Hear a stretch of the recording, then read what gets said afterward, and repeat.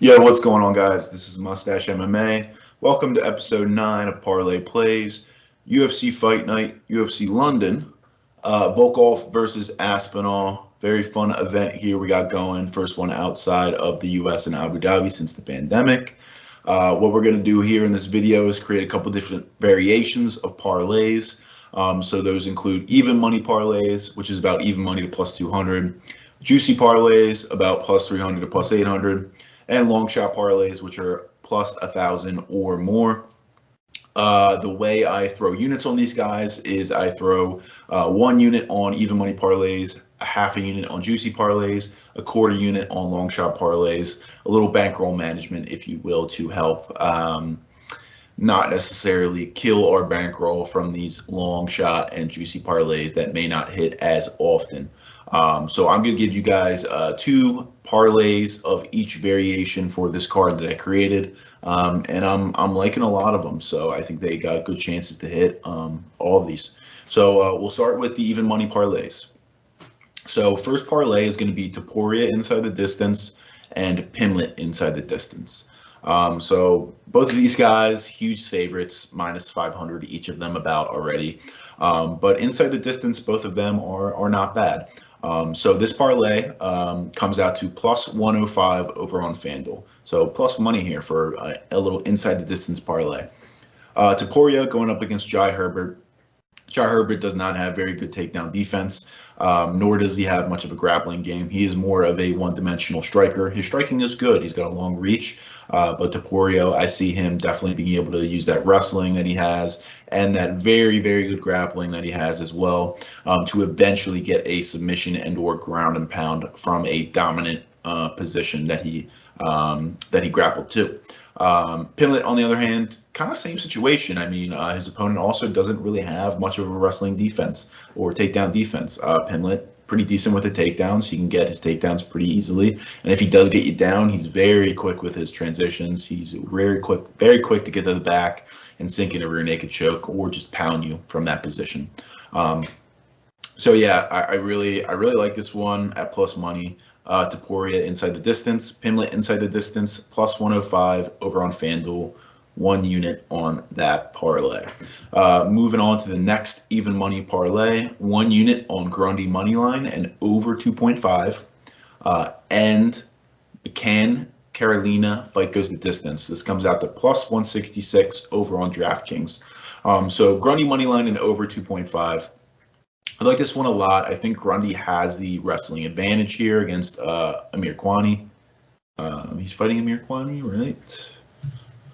Let me just double check that. I'm almost positive.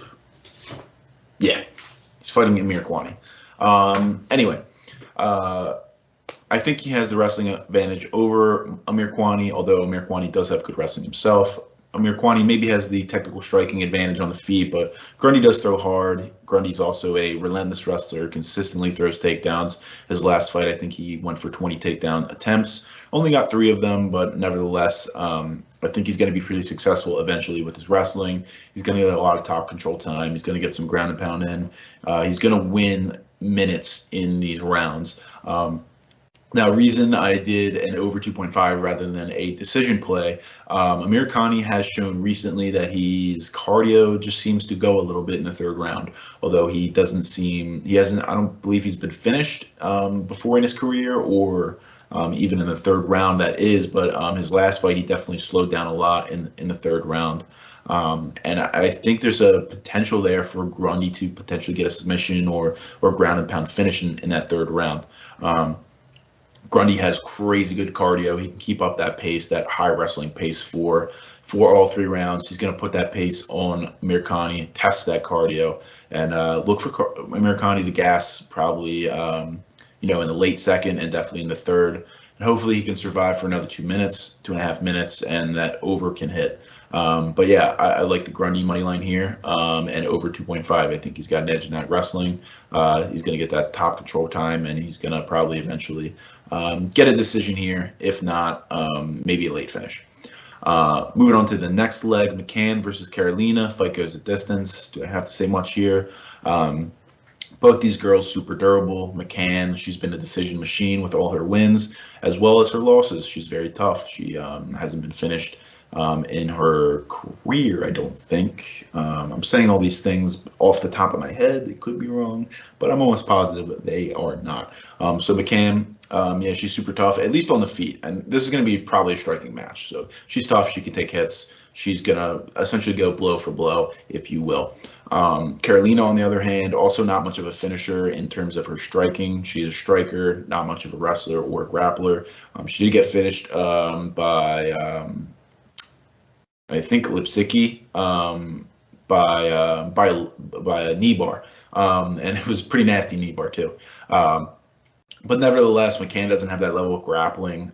She does wrestle a little bit. She could get some takedowns, but I don't think she has really good top control. I think Carolina will be able to get back to her feet if that does happen. And also, Carolina has stuffed a lot of takedowns from in her last fight against Lupe Godinez. And Lupe Godinez does have really good wrestling, probably better than Molly McCann's. So yeah, I see this one playing out on the feet. I see them just having a striking match. I see them, neither of them getting TKOs or KOs. Could happen, but very, very, very unlikely. So yeah, I like that as the second leg in the parlay. So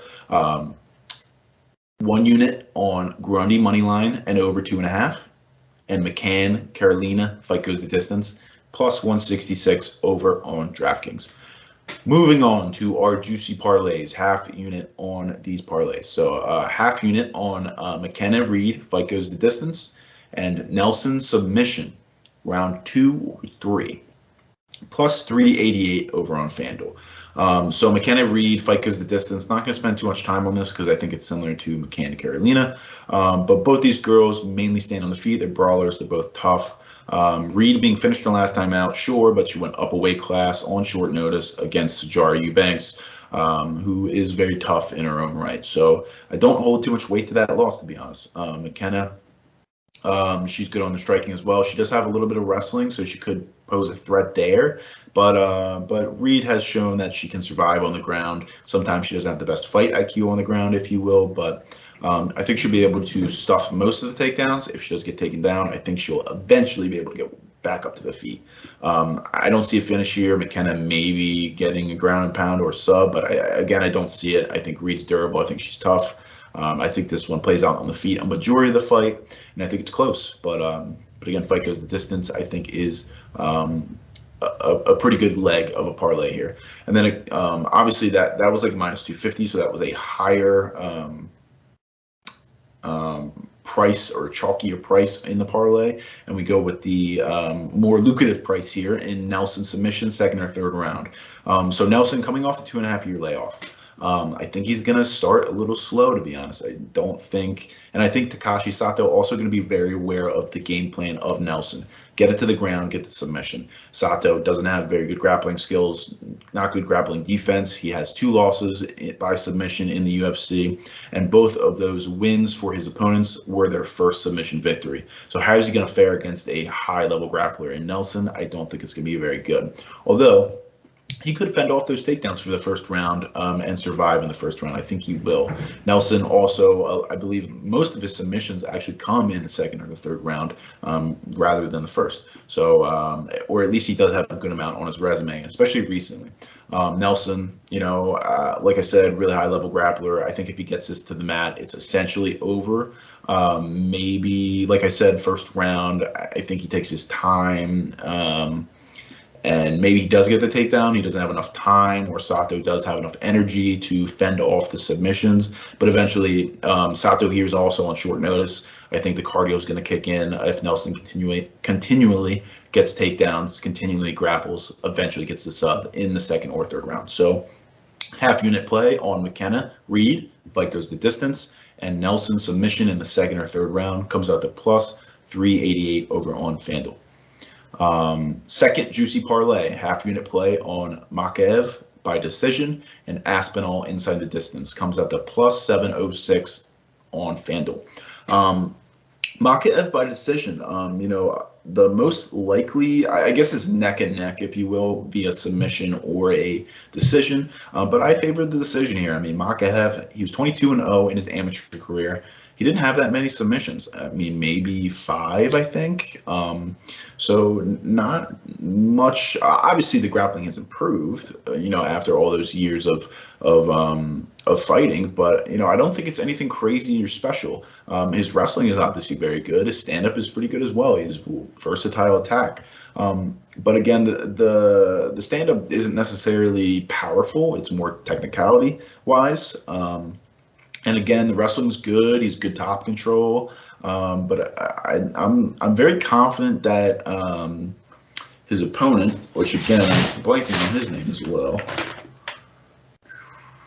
Cody Durden, also a really good wrestler. I think the wrestling edge definitely goes to Makaev, but I think Cody Durden is going to be able to fend off some takedowns. I think Cody Durden has decent grappling defense to be able to fend off the decent grappling offense that Makaev has. And I like this one to grind out to a decision for Makaev. Also, the only thing to be worried about is Cody Durden does slow down in the third round. Makaev could be live for a third round submission because his cardio is very, very good. But I still favor that Makaev decision. I think he's going to get it done that way. Second leg here, we got Aspinall inside the distance. I just like Aspinall to win inside the distance here. I mean, I think he's got the speed advantage. I think that's going to be hard for Volkov to deal with. He's got the movement too. Volkov's not going to land a lot of shots on Aspinall besides leg kicks. Aspinall's got power behind it too. He's also got the wrestling and the grappling advantage here as well. So I wouldn't be surprised if Aspinall eventually goes for a takedown, gets it, and then really works his grappling and potentially gets a submission. I mean, I saw submission at like plus 1,500 on FanDuel before. I was very tempted to take it for like a quarter unit or something, but it ended up not doing it, and now it's at plus 1,000. So a little bit of money on that submission prop. Definitely live. But anyway, yeah, I like Aspinall to get the finish eventually here. Volkov's been finished before in his career. He is usually pretty tough, but Aspinall's quick. He's powerful. He's got the wrestling. He's got the grappling as well. A lot of opportunities for Aspinall to get the finish here and do it in an impressive fashion. So a half unit play on Makaev decision and Aspinall inside the distance comes at plus 706 over on FanDuel. Longshot Parlays. Quarter units on these guys. First one, we got Jack Shore by decision, Dan Hooker by decision. Plus 1260 over on FanDuel. Pretty good one, and I think, I like it. I like Shore by decision. I think that's the most potential for this whole fight, or the most common times that this fight ends. I don't even know what I was saying there. Shore maybe has a chance to get a submission here because Timur Valiev, his grappling hasn't really been tested, but I do think Shore gets the decision victory here. He throws a lot of volume on the feet. He's hard to hit on the feet, as we've seen as recent. But although competition hasn't been that impressive either. Timur Valiev, he's good on the feet as well. He does throw decent volume, decent power. But I think Shore is going to be able to use his wrestling a lot. He definitely has the wrestling advantage, and has the grappling advantage here. So I think he's going to get a lot of control time. Timur Valiev, he's going to wear on Timur Valiev. His good cardio, good volume on the feet. It's just going to look good in the judges' eyes. I think it goes the distance. I think Shore gets the decision victory here. Not pretty easily, but I think it'll be close. But I do like Shore to edge it out, especially with that wrestling game. He's relentless with the wrestling at times as well. Timur Valiev going to have to defend a lot of wrestling.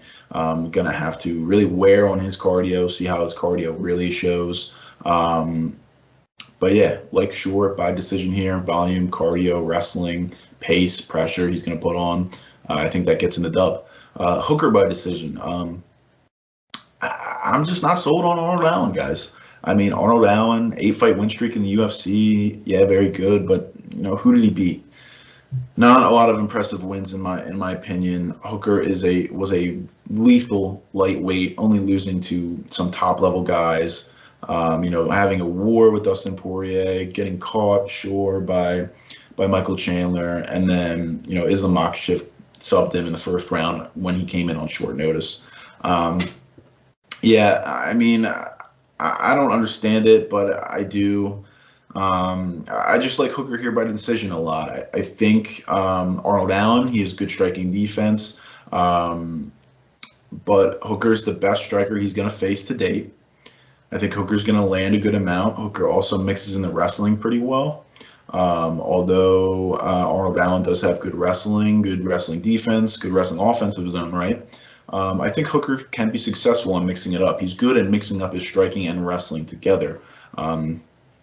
So yeah, I like Hooker to edge out a decision. I like the odds on it, to be honest, as well. And I like it here in a long shot parlay with Jack Shore. So quarter unit play on Shore by decision, Hooker by decision, plus 1260 over on FanDuel.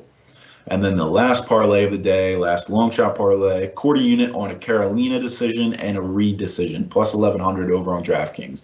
A little female MMA decision parlay here, so a little risky, if you will. So play at your will. But again, I think I said it before in my other videos, and maybe even in this video, because we have fight goes the distance for both of these fights in other parlays. But I think both of these fights are very close. And getting a plus 195 on Carolina and a plus 300 on Reed, putting those together, give me a shot. I mean, Carolina, she's got like a 7-inch reach advantage. She has good wrestling, takedown defense. I think it's going to be on the feet a lot. McCann may really struggle with that reach advantage. If Carolina can pour on the pressure, keep up with the pace, I think she can edge out a decision.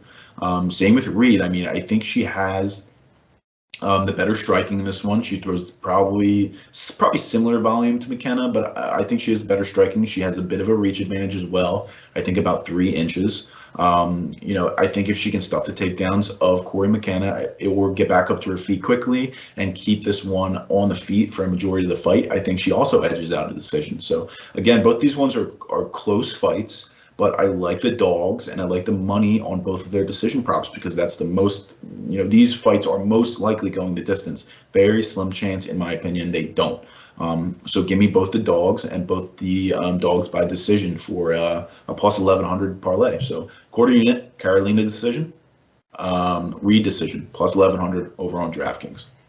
All right. Thanks a lot, guys, for watching or listening on Steady Picks Radio. If you like this video and you're watching on YouTube, please hit the subscribe button. Please hit the like button. And let me know in the comments down below if you like any of my parlays, dislike them, or got any of your parlays that you're going to play on your own. Shout out to steadypicks.com. You can sign up for free to get all sporting events bets available. They have the Steady Pick system. They have contributor picks as well. So definitely check them out, especially for March Madness starting today and going on all this weekend. So free to sign up. All you do is sign up with an email. You get access to all their picks. They also have a couple of sportsbooks offers to check out as well. So yeah, thanks a lot, guys, and I will see you next week. Excited for this card, and yeah, take it easy, guys.